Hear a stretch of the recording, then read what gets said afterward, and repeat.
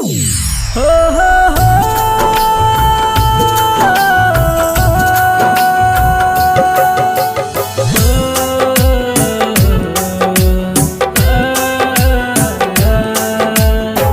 सुन रहे हैं संदीप सुमन को।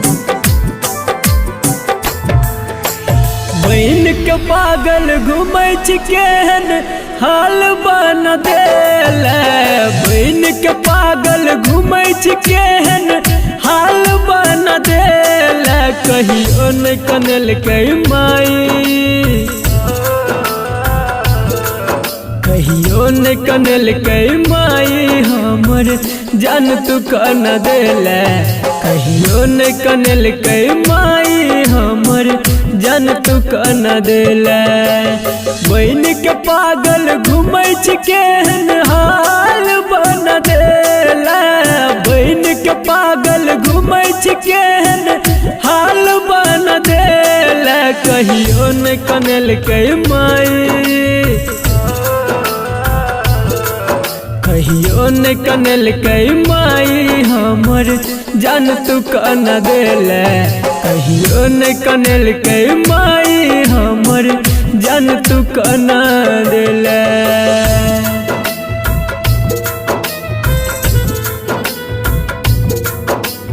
Music by Munna Raj.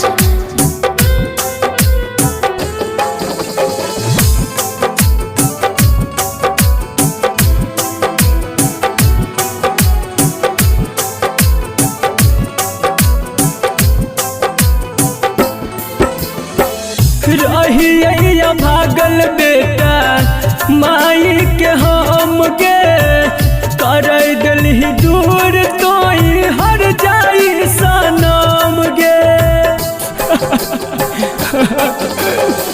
रहिया भागल बेटा माई के हम गे, कर दिलही दूर तोई हर जाई सनम गे। सोचलन हमरा लकन को भारी साजा दाई देल। सोचलन हमरा लकन को केहन साजा दाई देल। कहियो न कनल कई माई,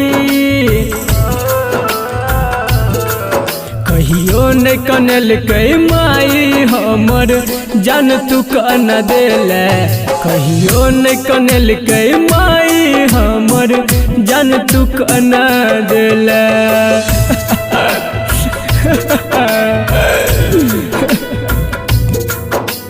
Music by Munna Raj.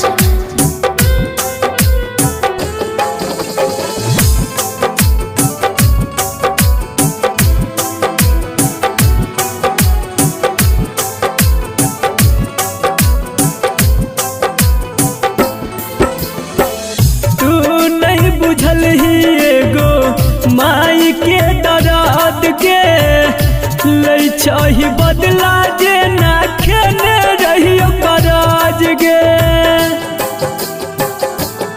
आगे तू नहीं बुझल ही एगो माई के दर्द के, लै चाही बदला जे ना खेने रहियो कराज गे।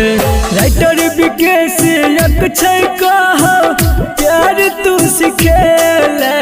संदीप सुमन इंद्रजीत कह प्यार तू सिखेल।